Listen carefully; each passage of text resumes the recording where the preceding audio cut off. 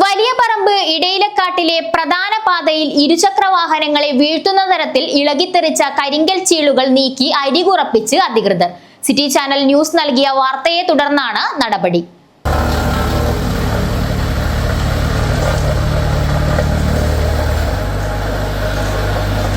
ഇടയിലക്കാട് ബണ്ട് കഴിഞ്ഞുള്ള 3 വളവുകളിലും കരിങ്കൽ ചീളുകൾ ഇളകിത്തെറിക്കാത്ത രീതിയിൽ ഉറപ്പിക്കുന്ന പ്രവൃത്തി തുടങ്ങിയിട്ടുണ്ട്.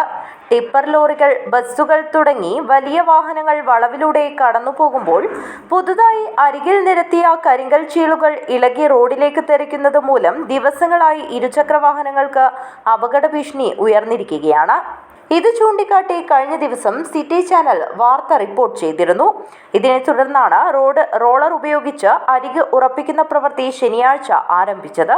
ഇതിനുശേഷം കരിങ്കൽ ചീളുകൾ തെറിച്ചു പോവാതിരിക്കാൻ പ്രധാന വളവുകളിൽ താൽക്കാലികമായി അരികുകൾ ടാറിംഗ് നടത്തുമെന്ന് അധികൃതർ പറഞ്ഞു.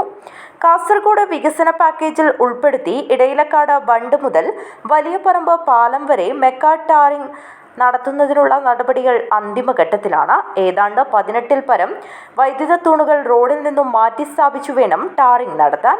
ഉർമീസ് തൃക്കരിപ്പൂർ, ന്യൂസ് ബ്യൂറോ, തൃക്കരിപ്പൂർ.